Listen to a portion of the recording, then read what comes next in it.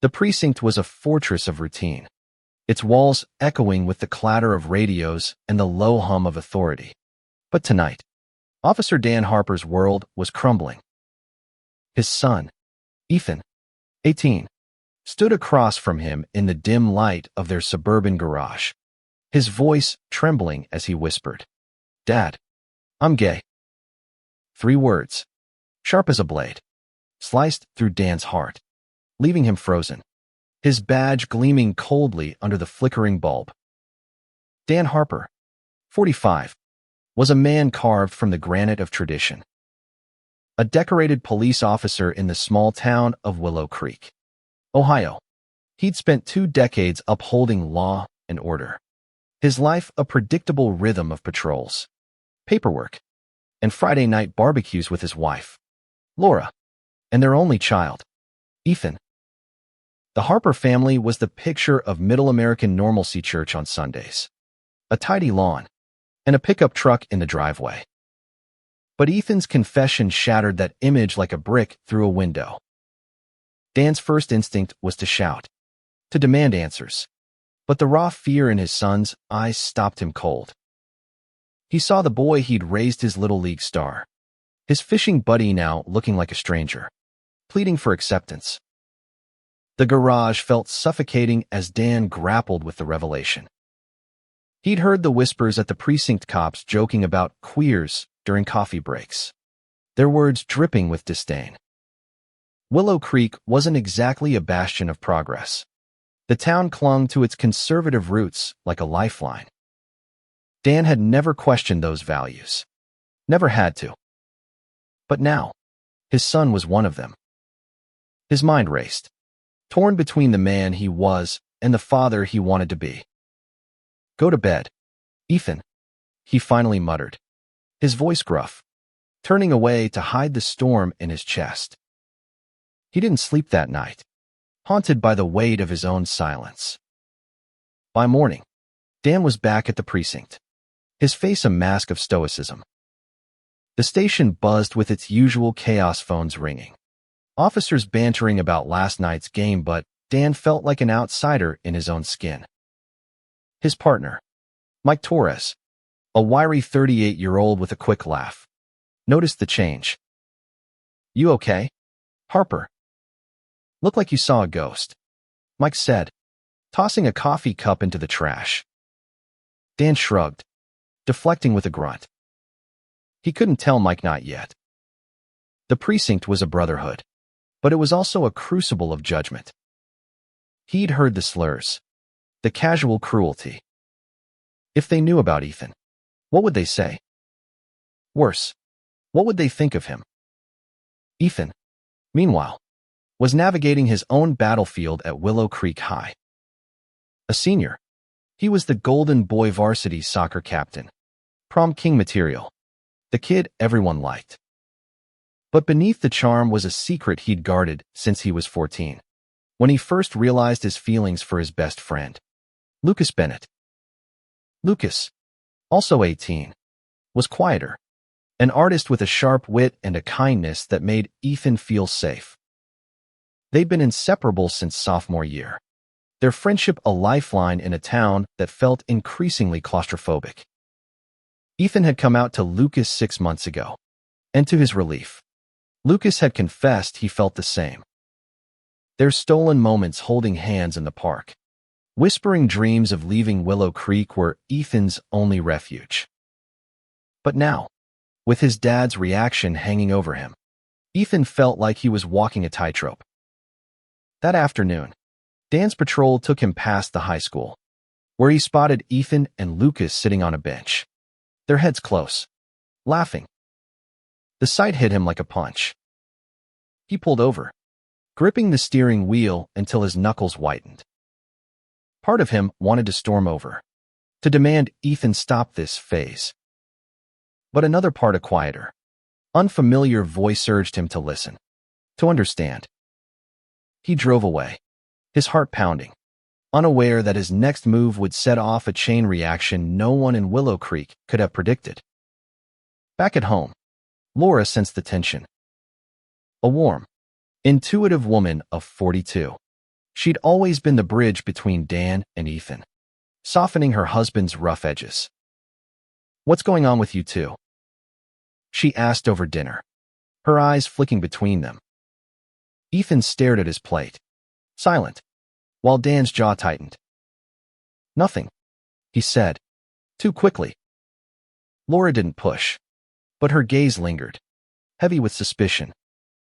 That night, as Dan lay awake, he realized he couldn't keep running from this. Ethan wasn't just his son, was his blood, his legacy. But could Dan reconcile the man he'd been with the father Ethan needed? The precinct's annual community outreach event was looming, a chance for officers to connect with Willow Creek's residents. Dan was tasked with giving a speech on family values, a topic that now felt like a cruel irony.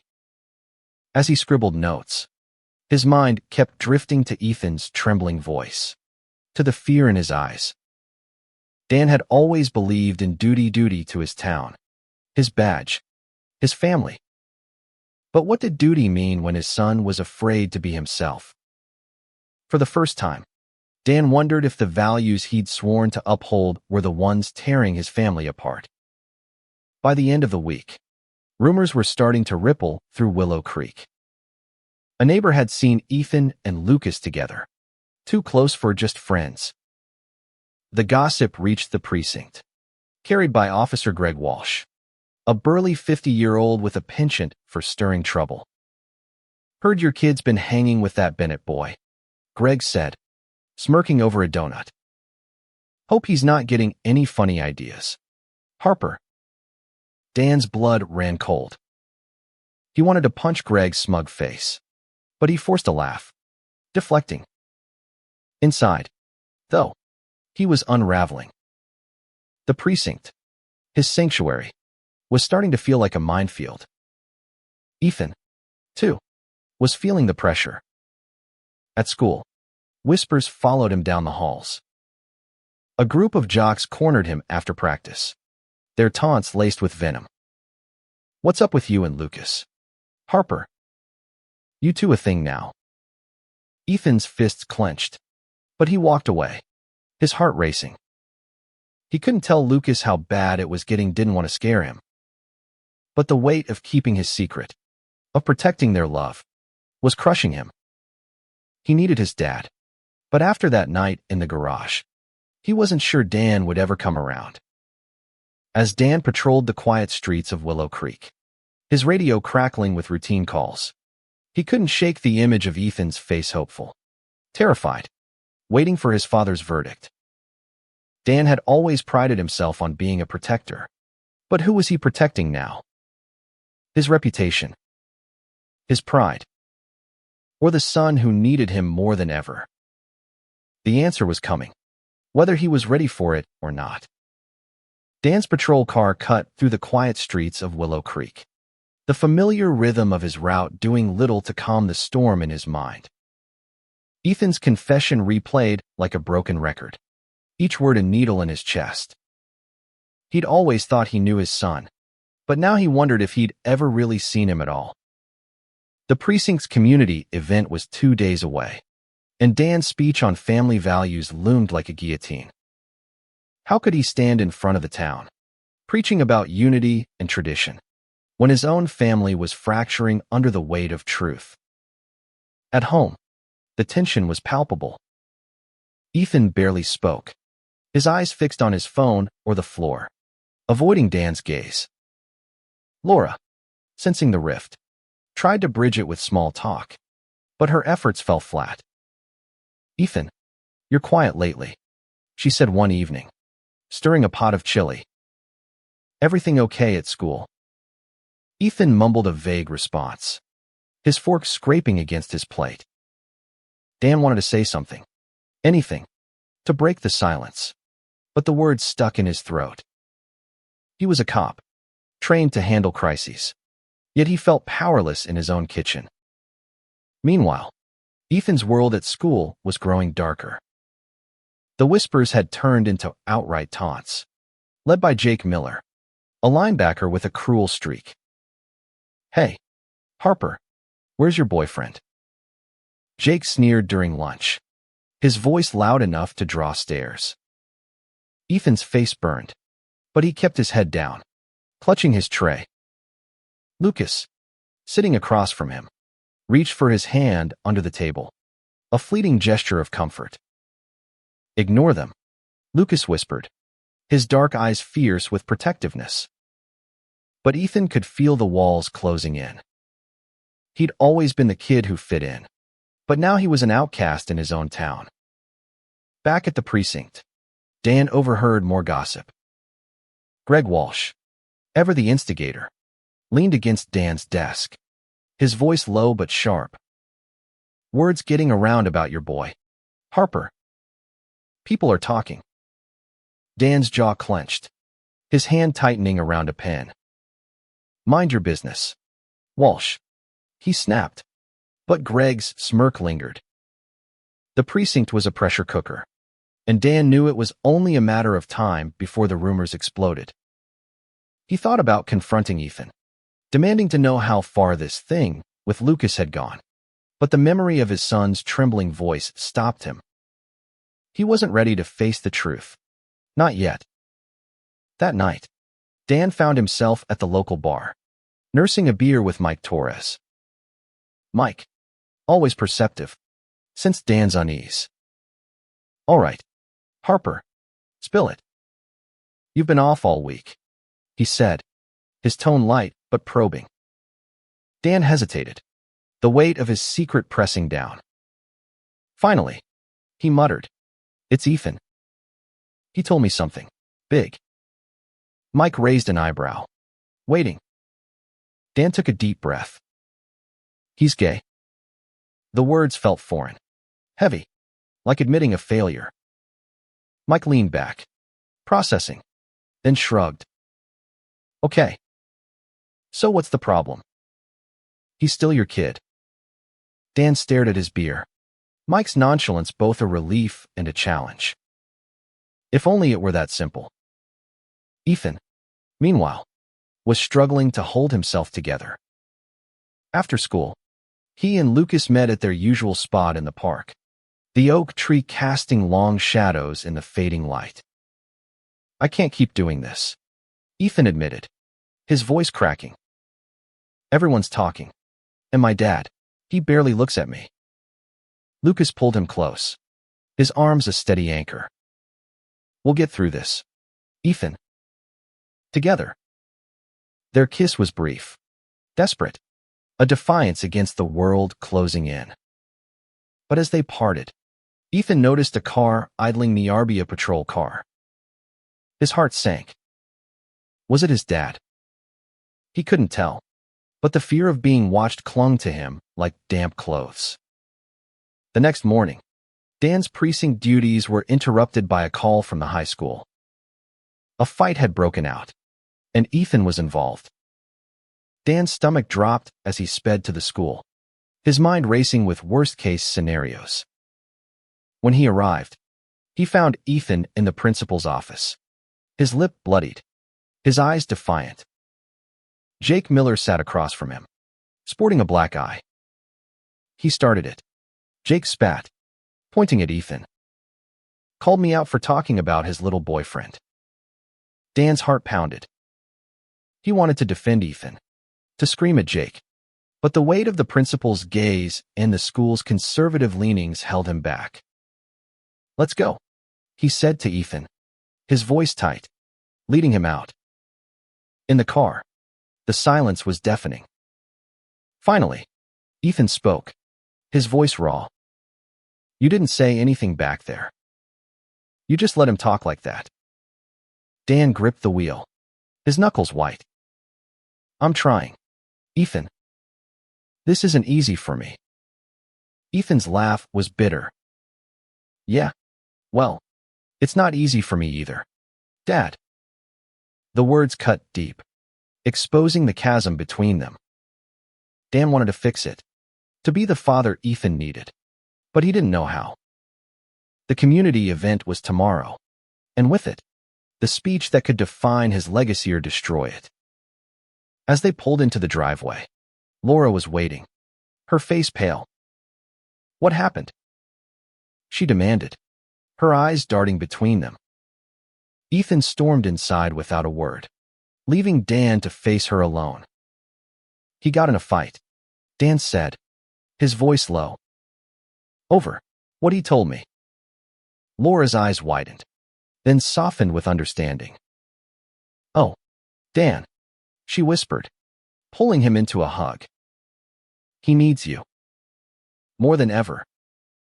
Dan nodded, but inside, he was drowning in doubt. Could he stand up for his son when the whole town, including his own precinct, was watching? The precinct was abuzz with preparations for the community event, but Dan's mind was elsewhere. He kept replaying Ethan's words, the hurt in his eyes. He thought about the values he'd been raised with, the ones he'd sworn to uphold as a cop. But what good were those values if they pushed his son away? As he polished his badge, a symbol of his duty, Dan realized he was at a crossroads. The speech tomorrow wasn't just about the tone, it was about Ethan, about family, about who Dan chose to be. The morning of the community event dawned gray and heavy, mirroring the weight on Dan Harper's shoulders. Willow Creek's town square was alive with booths, music, and the chatter of families, but Dan felt like he was walking into a battlefield.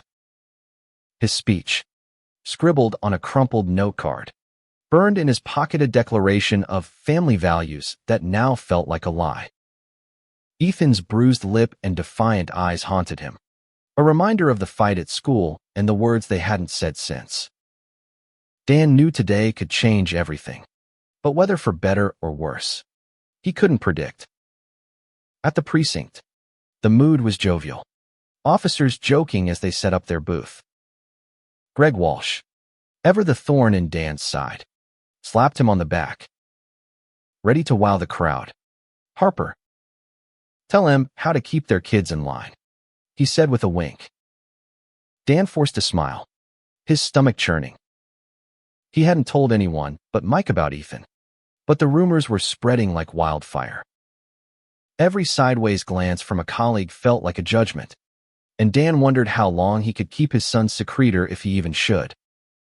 Ethan, meanwhile, was wrestling with his own demons. He'd skipped breakfast, avoiding his dad's tense silence, and headed to Lucas's house. Lucas's small, cluttered bedroom was a sanctuary, filled with sketches and the faint smell of paint.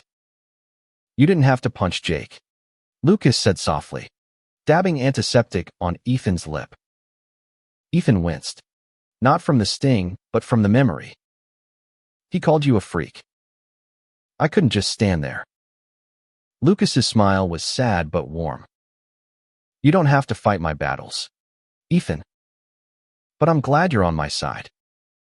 Their hands intertwined, a quiet promise in a world that felt increasingly hostile. Back at the event, Laura was helping at the PDA booth, her eyes scanning the crowd for Ethan. She'd pieced together enough from Dan's vague answers and Ethan's withdrawal to suspect the truth. When she spotted her son arriving with Lucas, their shoulders brushing as they walked, her heart ached with love and fear. She wanted to protect them, but Willow Creek's conservative pulse was strong, and she knew the road ahead wouldn't be easy. She caught Dan's eye across the square, her gaze a silent plea, fix this. As the event progressed, Dan's speech loomed closer. He stood at the edge of the stage, watching families laugh and kids chase balloons. This was his town, his people, but he felt like an outsider. His note card preached unity, duty, tradition, words that once came easily but now rang hollow. He thought of Ethan, of the boy who used to cling to his hand during fireworks, now afraid to meet his eyes. Dan's chest tightened. He'd sworn to protect and serve, but had he failed the one person who mattered most? When it was time for his speech, Dan stepped onto the stage, the microphone amplifying his unsteady breath. The crowd hushed, their faces a sea of expectation.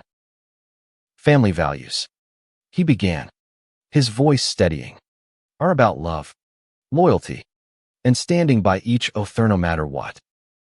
The words weren't on his card. He saw Greg Walsh in the crowd, frowning, and Mike Torres nodding subtly. Dan's heart raced. He could stick to the script, play it safe, or he could speak the truth. "My son, Ethan," he said, his voice catching, "taught me what that really means." A murmur rippled through the crowd. Dan pressed on, his words raw, unscripted. "He's brave. Braver than I've ever been. And he's gay." The admission hung in the air, heavy and electric. Ethan, standing at the back with Lucas, froze, his eyes wide. Laura gripped her coffee cup, tears welling. Dan continued, "I thought I knew what family was, what duty was. But I was wrong. Family isn't about fitting a mold, it's about fighting for the people you love, even when it's hard."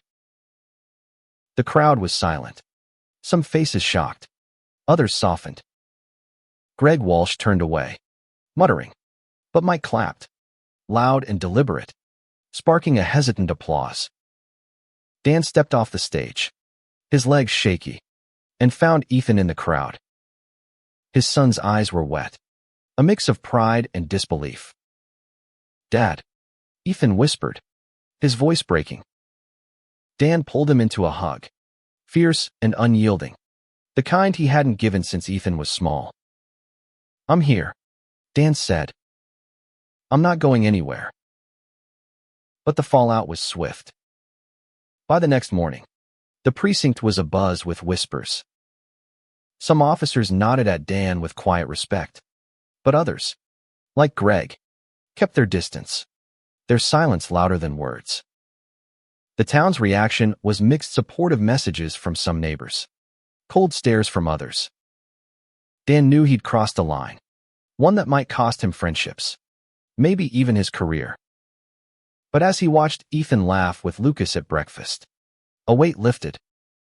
He'd chosen his son over his pride, and that was enough for now. Ethan, too, felt a shift. His dad's speech hadn't erased the taunts at school or the fear of what came next, but it had given him something he hadn't had before: hope. He and Lucas walked to school hand in hand, a small act of defiance that felt monumental. The jocks still whispered, but Ethan stood taller, knowing his dad was in his corner. The road ahead was uncertain, but for the first time, he believed they could face it together. Dan, back on patrol, felt the eyes of his colleagues, the weight of their judgment. But he also felt a new resolve. He'd always thought strength was in his badge, his gun, his authority. Now he saw it in Ethan's courage, in Laura's unwavering love. As he drove past the park where Ethan and Lucas often met, he didn't flinch at the thought of them together. Instead, he smiled, a small, hard-won victory in a battle that was far from over. The days following Dan's speech were a tightrope walk. Willow Creek buzzed with opinions, from quiet support to outright scorn. At the precinct, Dan felt the shift. Some officers, like Mike Torres, stood by him, their handshakes firm, their words encouraging. Others, led by Greg Walsh, formed a silent wall of disapproval, their glances sharp as knives. Dan had always been one of them, a brother in blue, but now he was an outsider, his son's truth a wedge between him and the life he'd known. Yet, every time he saw Ethan's tentative smile at home, he knew he'd made the right choice. Ethan was navigating his own fallout. At school, the taunts didn't stop, but they'd lost some of their sting. His dad's public stand had given him armor, a sense that he wasn't alone.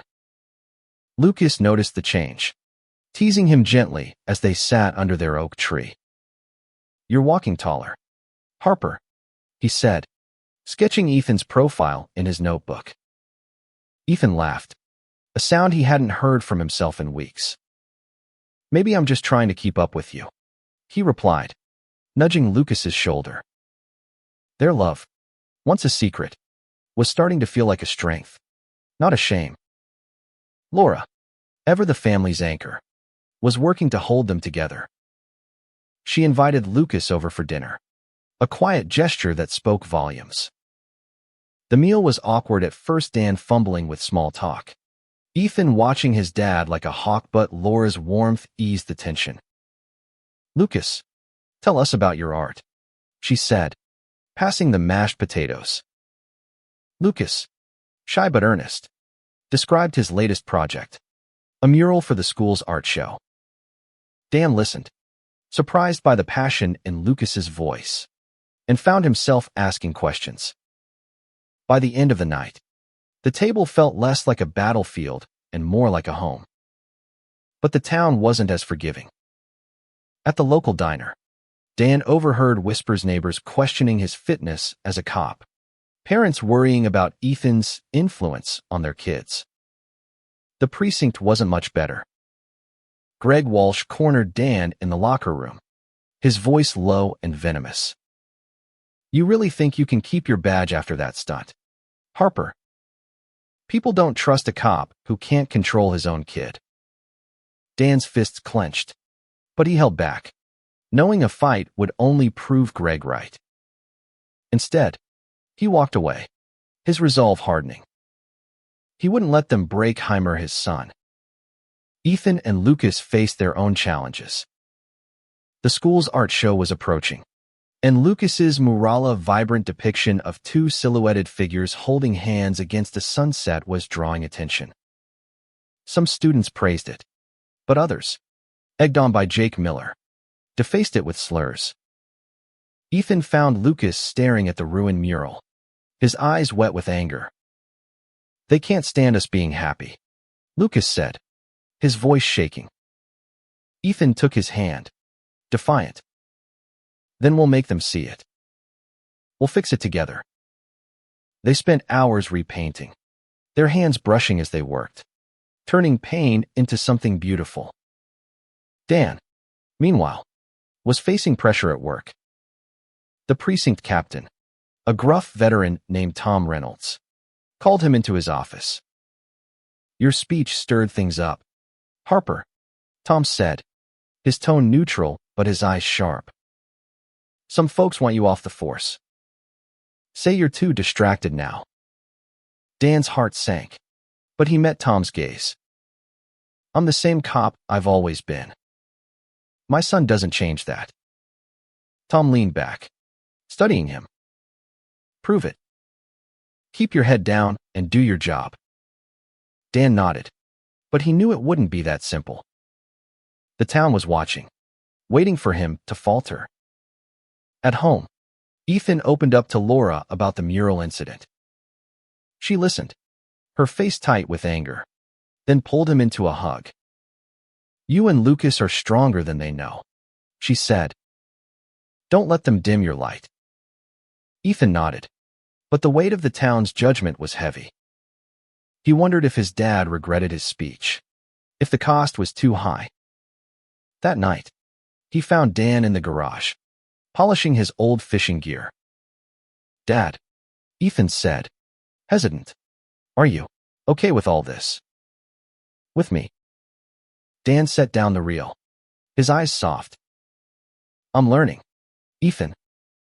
I'm not perfect, but I'm trying." It wasn't everything, but it was enough. The art show arrived, a tense affair in the school gymnasium. Ethan and Lucas stood by their mural, now restored and even more striking. Some parents avoided it, their whispers sharp, but others stopped to admire it, their nods a quiet victory. Dan and Laura attended, standing proudly beside their son. When Jake Miller's father, a local businessman, made a snide comment about inappropriate displays, Dan stepped forward, his voice calm but firm. "This is my son's work. If you've got a problem, take it up with me." The man backed off, and Ethan's chest swelled with pride. As the event ended, Dan caught Mike Torres's eye across the room. Mike gave him a thumbs up, a small gesture that meant the world. The precinct might never fully accept him, but Dan was starting to realize he didn't need their approval, just his family's. He looked at Ethan and Lucas, laughing together, and felt a flicker of hope. Willow Creek was far from perfect, but maybe, just maybe, they could carve out a place for themselves. The next day, Dan found a note on his desk at the precinct, an anonymous scrawl calling him a disgrace. He crumpled it, his jaw tight, but didn't let it shake him. He'd chosen his path, and he'd walk it, no matter the cost. Ethan, too, was finding his strength, bolstered by Lucas's love and his parents' support. The town's whispers hadn't stopped, but they were starting to feel like background noise, drowned out by the family they were building, one day at a time. Willow Creek's spring was blooming, but the town's warmth didn't extend to the Harpers. Dan's speech had drawn a line in the sand, and while some crossed it to stand with him, others dug in deeper, their prejudice a wall he couldn't breach. At the precinct, the cold shoulders multiplied. Officers he'd known for years now avoided his gaze, their conversations hushing when he entered the room. Greg Walsh's influence was spreading, his whispers turning colleagues into skeptics. Dan kept his head high, but each snub was a reminder of the cost of his choice. Ethan, meanwhile, was finding his footing. The art show had been a turning point. His and Lucas's mural had won a local award, a small but defiant victory.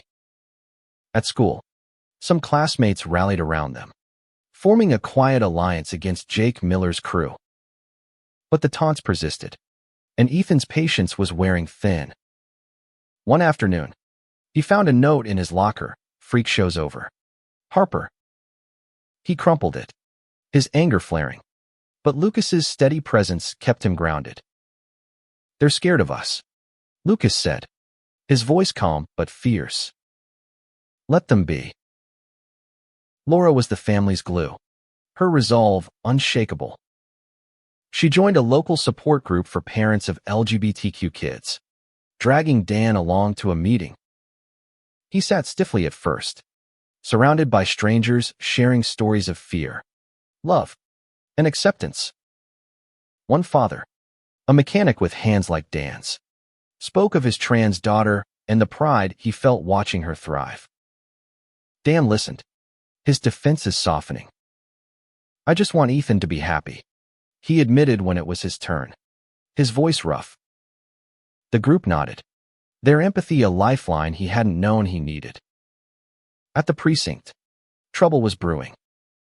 A vandalism case landed on Dan's desk. Someone had spray-painted slurs on the high school's art room, targeting Lucas's mural. Dan's blood boiled as he read the report, recognizing the hate for what it was. He took the case personally, combing through security footage with Mike Torres. "This isn't just kids being stupid," Mike said, pointing at a blurry figure on the screen. "This feels personal." Dan nodded, his jaw tight. He suspected Jake Miller, but proving it would be a fight. He couldn't let this slide, not for Ethan, not for Lucas. Ethan and Lucas, meanwhile, were planning their future. Graduation was weeks away, and they dreamed of leaving Willow Creek for a city where they could be themselves. "Columbus, maybe," Lucas said, sketching a skyline in his notebook. "Or Chicago. Somewhere we can breathe." Ethan grinned, but his heart ached at the thought of leaving his parents. His dad's speech had changed things, but the town's hostility was a constant reminder of why they needed to go. Still, he couldn't shake the fear that he was abandoning the fight. One evening, Dan came home to find Ethan and Lucas on the porch, their heads bent over a college brochure. He paused, watching them, struck by how natural they looked together. "You boys planning your escape?" he asked, trying for humor. Ethan looked up, hesitant. "Just thinking about what's next." Dan nodded, sitting beside them. "Wherever you go, you've got us. You know that." Right. Ethan's eyes softened, and for the first time in weeks, he hugged his dad without reservation. The vandalism case escalated when Dan caught a break-a witness. A shy freshman identified Jake Miller as the culprit. Dan confronted Jake at the school, his badge gleaming but his voice calm. "You're in deep, kid. Own up, and maybe we can work something out." Jake sneered, defiant, but his bravado cracked under Dan's steady gaze. By the end of the day, Jake was suspended, his parents furious but unable to deny the evidence. Dan felt a grim satisfaction, but he knew this wouldn't end the hate, just slow it down. At home, Laura organized a community meeting to address the vandalism, inviting parents, teachers, and local leaders. To Dan's surprise, it drew a crowd, some supportive, others skeptical. Ethan and Lucas attended, standing together, their presence a quiet challenge. When a parent questioned the appropriateness of their relationship, Laura stood up, her voice steady. "My son and his boyfriend deserve to feel safe. If you can't see that, you're the problem." The room fell silent, and Dan felt a surge of pride for his wife, his partner in this fight. The precinct, however, was another story. Greg Walsh and his allies pushed for Dan's reassignment, claiming his personal issues were affecting his work. Captain Reynolds called Dan in again, his face grim. "You're a good cop, Harper, but you're making waves. Some folks want you gone." Dan leaned forward, his voice firm. "I'm not here to make everyone comfortable. I'm here to do what's right." Reynolds sighed, but a flicker of respect crossed his face. "Keep it clean, Dan. I'm rooting for you." As graduation neared, Ethan and Lucas prepared their final projecta presentation on acceptance, featuring their mural. They poured their hearts into it, weaving their story into a call for change. Dan and Laura sat in the audience, watching their son speak with a confidence Dan hadn't seen before. When Ethan said, "Love doesn't need permission," Dan's throat tightened. He reached for Laura's hand, knowing they'd face whatever came next as a family. The precinct's whispers didn't stop, but Dan found strength in his son's courage. He started wearing a small rainbow pin on his uniform, a silent statement that drew stares but also nods of respect from unexpected allies. Willow Creek was changing, slowly, and Dan was determined to be part of that change for Ethan, for Lucas, for every kid who felt alone. Graduation day arrived in Willow Creek, a milestone wrapped in bittersweet triumph. The high school gymnasium was packed, the air thick with anticipation and the scent of fresh flowers.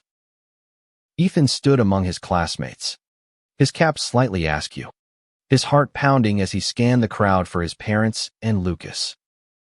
Dan and Laura sat in the front row, their faces a mix of pride and worry. Dan's rainbow pin glinted on his jacket, a quiet rebellion against the town's lingering judgment. He'd fought for this moment, for his son to stand tall, but the battle wasn't over. At the precinct, Dan's stance had cost him. Greg Walsh and his clique had escalated their campaign, spreading rumors that Dan's bias was compromising cases. A petition to reassign him was circulating, though Mike Torres and a few others refused to sign. Captain Reynolds remained neutral, but Dan sensed the pressure building. "You're walking a thin line, Harper," Reynolds warned during a tense meeting. Dan nodded, his resolve unshaken. "I'm doing my job, sir. And I'm doing right by my family." Reynolds didn't reply, but his silence spoke volumes. Ethan, meanwhile, was soaring and sinking at once. The acceptance presentation had earned him and Lucas praise from teachers and some peers, but it also fueled Jake Miller's vendetta. Jake, still smarting from his suspension, cornered Ethan in the locker room days before graduation. You think you're untouchable now. Harper, your dad's not here to save you. Ethan stood his ground, his voice steady. I don't need saving. Jake. I'm not afraid of you. Jake backed off, but his glare promised trouble.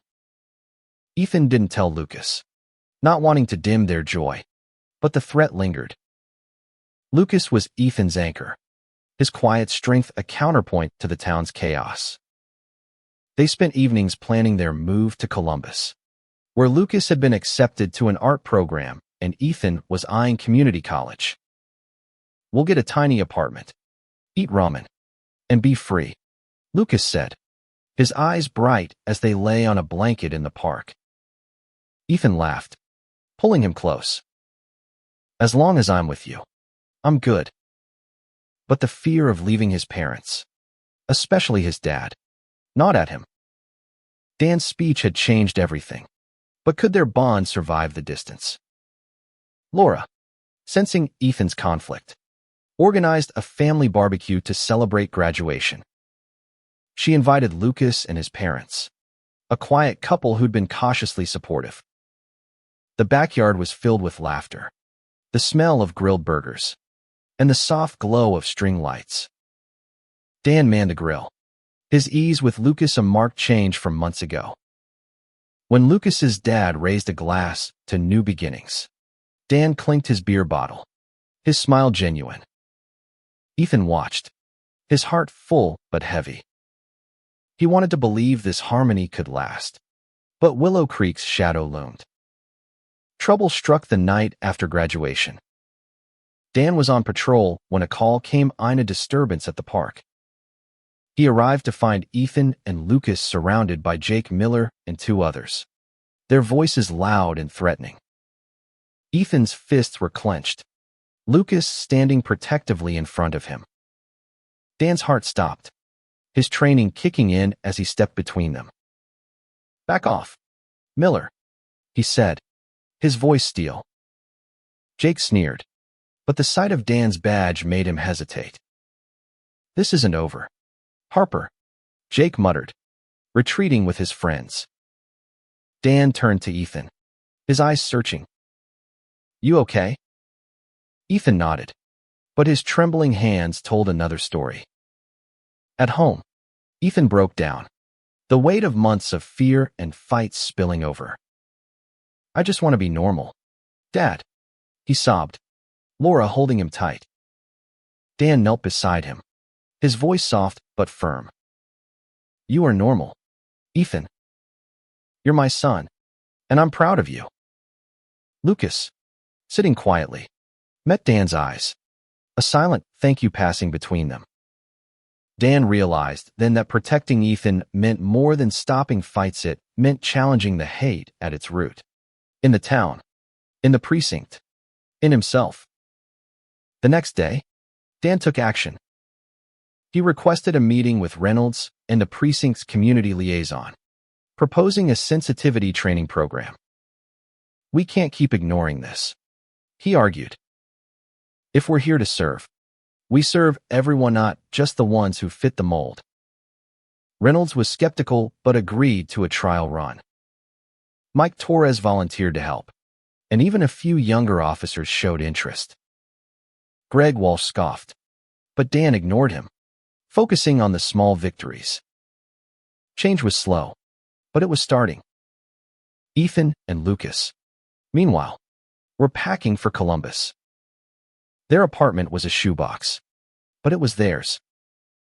As they loaded boxes into Lucas's beat-up car, Dan pulled up, offering to help. He carried Ethan's things, his hands steady but his heart heavy. You'll call, right? He asked, his voice gruff. Ethan grinned, hugging him. Every day, Dad. Laura joined them, her eyes misty but her smile wide. You two take care of each other, she said, pulling Lucas into a hug. For the first time, Ethan felt like he could leave without losing his family. Back at the precinct, Dan found a new note on his desk, not hate, but gratitude, from an anonymous officer whose sister was queer. "Thanks for speaking up," it read. Dan tucked it away, a reminder that his fight was bigger than himself. Willow Creek wasn't perfect, but it was home, and he'd keep pushing for it to be a place where Ethan and Lucas could return, unafraid. Columbus was a new world for Ethan and Lucas, a city pulsing with possibility. Their tiny apartment, with its creaky floors and mismatched furniture, felt like a fortress of freedom. Ethan enrolled in community college, juggling classes and a part-time job at a coffee shop, while Lucas thrived in his art program, his sketches filling their walls. But even in this new life, Willow Creek's shadow lingered. Ethan called home weekly, his dad's voice a tether to the past, but he sensed Dan's struggle to keep the peace they'd fought for. Back in Willow Creek, Dan was navigating a precinct divided. The sensitivity training had started, with mixed results. Some officers engaged, others rolled their eyes. Greg Walsh openly mocked it, calling it Harper's pet project. Dan ignored the jabs, focusing on the younger cops who listened, their questions earnest. Mike Torres was his rock, helping lead sessions and shutting down Greg's snide remarks. "You're doing good, Harper," Mike said one evening, clapping his shoulder. "Even if it doesn't feel like it." Dan nodded, but the weight of being a lightning rod was heavy. Laura kept the family grounded, organizing dinners where she and Dan reminisced about Ethan's childhood, their laughter tinged with longing. She joined more community efforts, advocating for inclusivity at the school board. Her persistence paid off when the board agreed to review its anti-bullying policies, a small but significant step. She sent Ethan and Lucas care packages cookies, sketches of their old park, notes that read, "We're so proud." Each package was a reminder that home, despite its flaws, was still theirs. Trouble flared when a local pastor, a vocal critic of Dan's speech, organized a family values rally. It drew a crowd, including some of Dan's colleagues, their presence a betrayal that cut deep. Greg Walsh was there, his smirk visible from across the square. Dan watched from his patrol car, his heart sinking as the pastor railed against moral decay. But then he saw Laura, standing with a small countergroup, holding a sign, "Love is family." Pride surged through him, and he joined her, his uniform a statement of its own. The crowd murmured, but Dan didn't care. He'd chosen his side. In Columbus, Ethan and Lucas faced their own challenges. A classmate made a snide comment about their relationship, and though it was milder than Willow Creek's venom, it stung. Lucas brushed it off, but Ethan felt the old anger rising. "We left to get away from this," he said, pacing their apartment. Lucas took his hand, his voice calm. "We'll always face it somewhere, Ethan. But we're stronger now." They decided to host a small art show in their apartment, inviting classmates to see Lucas's work pieces that celebrated love, identity, and resilience. The turnout was modest, but the support was real, a reminder that they were building a new community. Dan's fight at the precinct took a turn when Captain Reynolds called him in. "The brass is feeling the heat, Harper," he said. "Some want you out. But I've seen your work. You're still one of our best. Keep it up, and I'll back you." It wasn't a promise, but it was enough. Dan doubled down, volunteering for community outreach, speaking at schools about acceptance. He wore his rainbow pin daily, a badge of his own. When a rookie asked about it, Dan didn't flinch. "It's for my son," he said. "And for anyone who needs to know they're not alone." Ethan visited Willow Creek for Thanksgiving, Lucas at his side. The town felt smaller, its edges softer but still sharp. At the Harper house, the table was full. Mike Torres and his wife joined, their laughter easing old tensions. Dan carved the turkey, his eyes meeting Ethan's across the table. "I'm glad you're here," he said, his voice thick. Ethan smiled, squeezing Lucas's hand under the table. "Me too, Dad." Later, as they washed dishes, Dan asked about Columbus, listening as Ethan described their life with a pride Dan hadn't heard before. The rally's fallout lingered. A local paper ran a story on the divided town, quoting Dan's speech and the pastor's response. It sparked letters to the editor, some hateful, others hopeful. Dan saved the supportive ones, taping them to his locker. Greg Walsh's petition fizzled when key officers refused to sign, but he didn't give up. His glare's a constant challenge. Dan met them with steady resolve, knowing he wasn't just fighting for Ethan, but for a future where no kid had to hide. In Columbus, Ethan and Lucas's art show grew into a monthly event, drawing a small but loyal crowd. Ethan started writing, journaling his journey from Willow Creek to now, his words raw and honest. Lucas encouraged him to share them, and one night, Ethan read a piece aloud at the show, his voice steady as he described his dad's speech. The mural, their love.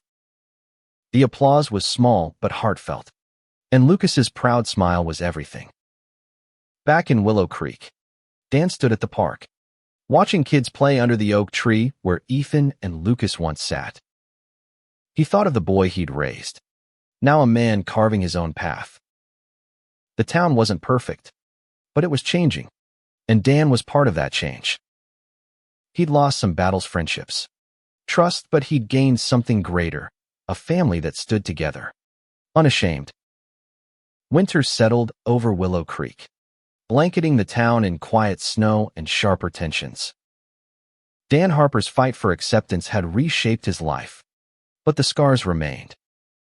The precinct was a mixed bag. Mike Torres and a growing cadre of younger officers supported him, but Greg Walsh's resentment simmered, his influence a stubborn stain. Dan wore his rainbow pin like armor, a symbol of his commitment to Ethan and to a town that needed to evolve. Each day was a step forward, but the path was uneven, and Dan knew the work was far from done. In Columbus, Ethan and Lucas were building a life that felt like their own. Their apartment, once bare, was now a canvas of memories. Lucas's paintings on the walls, Ethan's journals stacked on a shelf. They hosted their art show monthly, each event drawing more faces, more stories. Ethan's writing had found a small following online, his posts about love and resilience striking a chord. "You're telling our story," Lucas said one night, kissing his forehead. Ethan smiled, but he missed Willow Creek, the good parts, the family he'd left behind. Laura kept the lines open, video calling Ethan weekly, her warmth bridging the miles. She'd become a quiet force in Willow Creek, pushing for inclusivity at every turn. When the school board adopted new anti-bullying policies, she cried, texting Ethan the news. "Your mural started this," she wrote. Dan, too, was changing. He spoke at a regional police conference, sharing his journey as a father and a cop. The room was divided, but a standing ovation from half the audience told him he wasn't alone. He sent Ethan a photo of the rainbow pin on his uniform, captioned simply, "For you." Trouble flared again when Greg Walsh crossed a line. He leaked a distorted version of Dan's conference speech to a local blog, painting him as a rogue cop pushing an agenda. The backlash was swift. Angry calls to the precinct, a few neighbors shunning the Harpers. Dan faced Reynolds, expecting the worst, but the captain surprised him. "I've got your back, Harper," he said. "This town needs men like you, not Walsh." Greg was disciplined, his influence waning, but Dan knew the fight wasn't over. Hate didn't vanish. It retreated, waiting. Ethan and Lucas returned for Christmas, their first time back since graduation. Willow Creek felt both foreign and familiar. its streets unchanged, but its pulse different. The Harper house was warm, filled with Laura's cooking and Dan's quiet pride. At dinner, Ethan shared his latest writing, a piece about his dad's courage. Dan listened, his eyes misty, and when Ethan finished, he stood, pulling his son into a hug. "I'm the one who's proud," he said, his voice thick. Lucas squeezed Ethan's hand, their love a quiet anchor in the room. The town's annual winter fair brought a chance to test the waters. Ethan and Lucas walked hand in hand, drawing stares but also smiles. A few kids from school stopped to chat, their acceptance a small miracle. Dan and Laura joined them, Dan's rainbow pin catching the light. When a vendor made a snide comment, Dan stepped forward, his voice calm but firm. "My son and his boyfriend are welcome here. You got a problem? Take it elsewhere." The vendor backed down, and Ethan's chest swelled. His dad wasn't just fighting for him, was fighting for everyone. Back in Columbus, Ethan and Lucas faced their future with new resolve. Ethan applied to a writing program, inspired by his online readers, while Lucas landed a commission for a community mural. They talked about marriage, not as a plan, but as a dream, something to hold on to. Ethan called Dan one night, his voice hesitant. "Dad, do you think Willow Creek will ever really change?" Dan paused, then answered, "It's changing, Ethan. Because of you, Lucas, your mom. And I'm making damn sure it keeps going." The precinct saw a shift too. The sensitivity training became a permanent program, with Dan and Mike leading the charge. New officers joined, some openly queer, their presence a sign of progress. Greg Walsh transferred to another precinct, his departure a quiet victory.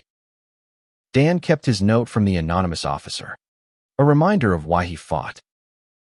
He visited the park often, standing under the oak tree, picturing Ethan and Lucas there, their love a spark that had ignited change. As spring approached, Ethan and Lucas planned a visit to Willow Creek for the anniversary of Dan's speech. They wanted to see the mural, now a permanent fixture at the school, and to thank the town that, despite its flaws, had shaped them. Dan and Laura planned a surprise small community event to honor the mural, with Ethan and Lucas as guests of honor. The turnout was modest but heartfelt, with neighbors, teachers, and even a few officers clapping as Ethan spoke. "This town taught me to fight for who I am," he said, Lucas's hand in his. "And I'm not done fighting." Dan watched, his heart full. He'd lost some things, friendships, illusions, but he'd gained a family stronger than ever. Willow Creek wasn't perfect, but it was learning, growing, just as he had. As he stood beside Ethan, Lucas, and Laura, Dan knew the real victory wasn't in changing the tone, it was in choosing love over fear, every single day. And that choice, he realized, was the truest duty of all.